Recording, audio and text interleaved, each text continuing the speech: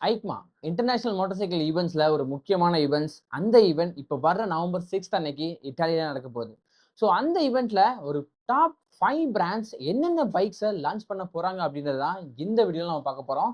So வீடியோக்குள்ள போறதுக்கு முன்னாடி நம்ம சேனலுக்கு நீங்க புதுசாக வந்திருக்கீங்க அப்படின்னா மறக்காம சப்ஸ்கிரைப் பண்ணிக்கங்க. இப்போ நம்ம டைம் வேஸ்ட் பண்ண வீடியோக்குள்ள போயிடலாம். Let's get in. So number 1 Royal என்ஃபீல்டோட 750 ட்வின்ஸ். கிட்டத்தட்ட ஒரு 3 டிஃப்ரெண்ட் பைக்ஸ் இந்த இன்ஜினை வச்சு நமக்கு லான்ச் ஆக போகுது அப்படின்னு சொல்லலாம். நம்பர் 1 நம்ம எல்லாருக்குமே தெரிஞ்ச அந்த ஹிமாலயன் 750 ஒரு லிக்விட் கூல்டு இன்ஜினோட 56+ பிஎஸ்பி ப்ரொடியூஸ் பண்ற அந்த இன்ஜினோட இது லான்ச் ஆக போகுது அப்படின்னு சொல்லலாம். இதோட வெயிட்டுமே கிட்டத்தட்ட கண்டிப்பா இன்க்ரீஸ் ஆக போகுது. ஏன்னா 450 கிட்டத்தட்ட 198 கேஜி இருக்கிற ஒரு வண்டி. ஸோ இந்த வண்டி எப்படியும் ஒரு 230 கேஜிஸ் அப்படின்றத சாலிடா அடிச்சிடும் அப்படின்றத வந்து எக்ஸ்பெக்ட் பண்றாங்க. It's more into one adventure touring அப்படின்னு சொல்லலாம். அண்ட் இந்த இன்ஜினோட இன்னும் 2 பைக்ஸுமே லான்ச் ஆக போகுது, which is the interceptor 750 plus continental 750 அப்படின்னு சொல்லலாம். கான்டினென்டல் ஜிடி 750 அப்படின்னு சொல்லிடலாம்.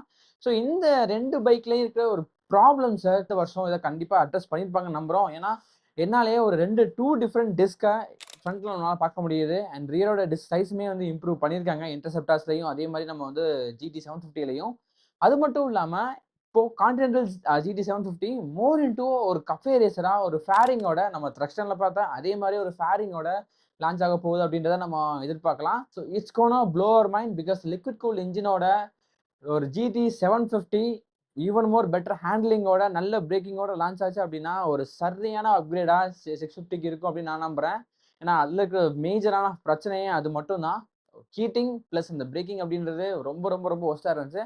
அதோட வீடியோஸ் எல்லாமே நம்ம சேனல்ல அப்லோட் பண்ணியிருக்கோம். நீங்க பார்க்கலாம் அப்படின்னா மறக்காம செக் பண்ணி பாருங்க. I give a card here. இந்த 3 பைக்ஸ் மட்டும் இல்லாம இன்னொரு ஈவியுமே வந்து ராயல் என்ஃபீல்ட்ல இருந்து நமக்கு எக்ஸ்பெக்ட் பண்ணலாம் அப்படின்றத சொல்லியிருக்காங்க.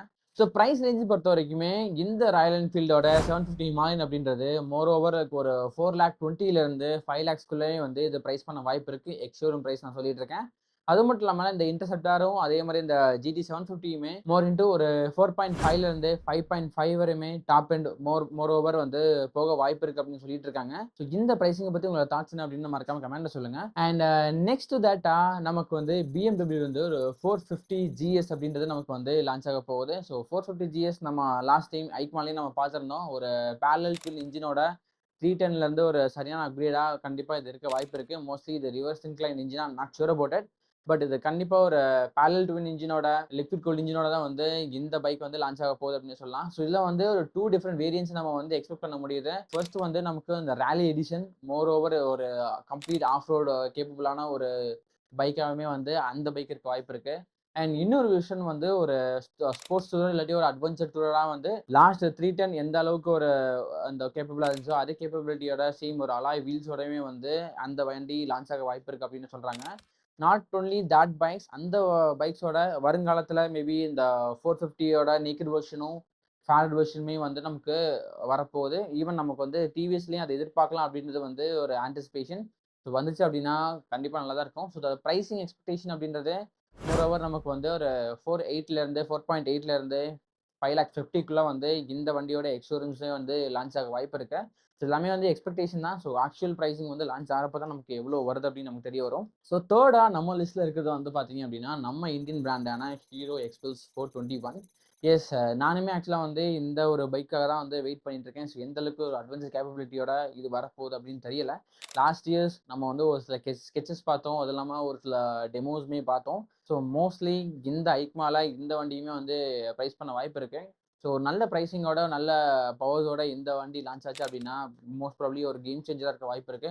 ஏன்னா இப்போ ரீசெண்டாக தான் வந்து டிவிஎஸோட அந்த ஆர்டிஎக்ஸ் அப்படின்றது யாருமே எதிர்பார்க்காத அளவுக்கு ஒரு தாக்கத்தை இந்தியன் மார்க்கெட் அட்வென்ச்சர் கம்யூனிட்டிஸ்குள்ள வந்து ஏற்படுத்திருக்கு அப்படின்னு சொல்லலாம். ஸோ அதே மாதிரி இந்த பைக்குமே ஒரு சீப் அண்ட் பெஸ்டா ஒரு பெட்டரான ஆப்ஷனா சொல்ல போனோம் அப்படின்னா நமக்கு வந்து இந்த ராயல் என்ஃபீல்ட் ஹிமாலயன் 450க்கு சரியான ரைவலா வந்து இந்த பைக் இருக்கும் அப்படின்றது வந்து அன்டிசிபேட்டட்.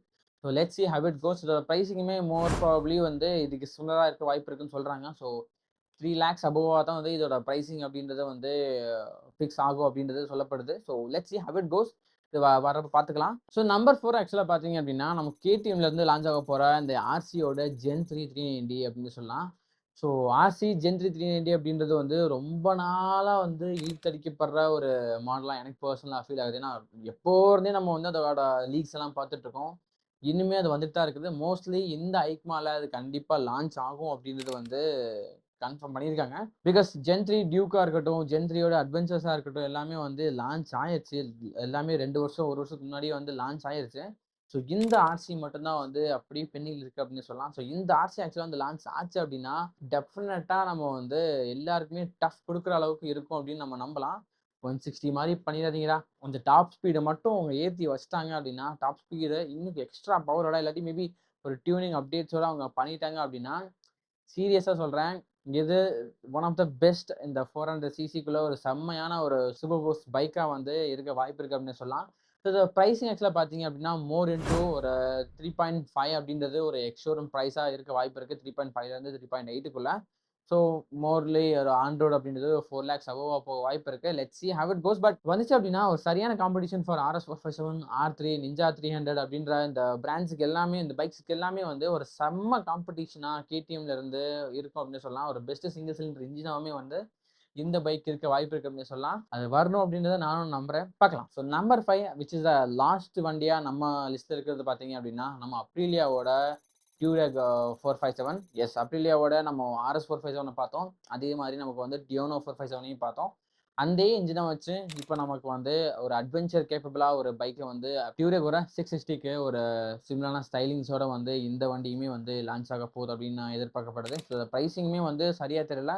மோர் ஓவர் இது வந்து 4.8க்கு மேலே தான் வந்து லிஸ்ட் பண்ணப்படும்னு நினைக்கிறேன். பிகாஸ் இதில் நமக்கு வந்து ஒரு பேரலல் ட்வின் இன்ஜினோட ஒரு 40+ பிஹெச்பி ப்ரொடியூஸ் பண்ணுற ஒரு இன்ஜினோட நமக்கு வந்து கொடுக்க போகிறாங்க. அப்ரிலியா பொறுத்தவரையும் வந்து இன்டர்நேஷனலாக they making a good bikes. But அவங்க சர்வீஸுமே அங்கே நல்லா இருக்குது. But when it comes to இந்தியாவில் நமக்கு வந்து அந்த அளவுக்கு ஒரு சேல்ஸ் அண்ட் சர்வீஸ் சப்போர்ட் அப்படின்றது வந்து நம்ம வந்து சொல்லிக்கிற அளவுக்கும் பேசிக்கிற அளவுக்குமே இல்லை அப்படின்னு சொல்லலாம். நம்ம வந்து RS 457 அண்ட் டோனோ 457 இருக்கிற ப்ராப்ளம்ஸ் நம்ம வந்து பேசியிருப்போம் ஆக்சுவலாக. ஸோ இது இன்னொரு மிக ஒரு எதிர்பார்க்கப்படுற ஒரு பைக்ஸா வந்து இப்போ இந்தியன் மார்க்கெட்ஸ்ல இருக்குது அப்படின்னு சொல்லலாம். ஸோ இந்த 5 பிராண்ட்ஸ் தான் வந்து மேஜரா ஐக்மால ஒரு மிகப்பெரிய ரோல்ஸை வந்து இந்தியன்ஸுக்காக வந்து அவங்க ரோல் ப்ளே பண்ண போகிறது அப்படின்னு சொல்லப்படுறது. இது மட்டும் இல்லாமல் ஹோண்டால இருந்து ஒரு CB500ம், அது இல்லாமல் வந்து நம்ம நார்டன் V4Sம் வந்து வரப்போகுது. நார்டன் அப்படின்றது ஆக்சுவலாக பார்த்தீங்க அப்படின்னா டிவிஎஸ் இப்போ ஓன் பண்ணிட்டு இருக்காங்க. நார்டன் ஆக்சுவலாக வந்து ஒரு பிரிட்டிஷ் கம்பெனி. இப்போ டிவிஎஸ் வந்து அதை ஃபுல்லாக அக்வயர் பண்ணிட்டாங்க. ஸோ அதுல இருந்து நமக்கு வந்து ஒரு V4 அப்படின்ற ஒரு லிட்டர் கிளாஸ் பைக் ஆக்சுவலாக வந்து லான்ச் ஆக போகுது. இட்ஸ் மோஸ்ட் ப்ராப்ளி நமக்கு ZX 10 இருக்கும், டுகாட்டி BMW S1000R அந்த மாதிரி ஒரு பைக்ஸ்க்கான ஒரு ரைவலாக வந்து இந்த பைக் வந்து இருக்க வாய்ப்பு இருக்கு அப்படின்னு சொல்றாங்க. ஸோ லான்ச் ஆகிறப்ப தான் இதோட பைக்ஸ் எப்படிலாம் இருக்கு அப்படின்னு நமக்கு தெரிய வரும். ஸோ இதெல்லாம் தான் வந்து ஐக்மால மேஜராக லான்ச் ஆக போகிற ஒரு பைக்ஸ் அப்படின்னு சொல்லலாம். ஸோ இதில் நீங்கள் எந்த பைக்ஸ்க்காக ஆக்சுவலாக வந்து வெயிட் பண்ணிட்டு இருக்கீங்க, எந்த பைக்ஸை நீங்கள் ரொம்ப எக்ஸ்பெக்ட் பண்ணுறீங்க அப்படின்றத நீங்கள் மறக்காம கமெண்ட்ல சொல்லுங்கள். ஸோ உங்கள் ஃப்ரெண்ட்ஸ் யாராச்சும் இந்த லிஸ்ட்டில் ஏதாச்சும் ஒரு பைக்ஸை தெரிஞ்சுக்கணும் வெயிட் பண்ணுறாங்க அப்படின்னா மறக்காமல் இந்த வீடியோ உங்களுக்கு ஷேர் பண்ணுங்கள். So I see you in the next video. வேறு ரிவ்யூவில் வேறு வீடியோஸில் நான் உங்களை வந்து பார்க்குறேன். Until tata bye from Dinesh. Try safe, stay safe, bye.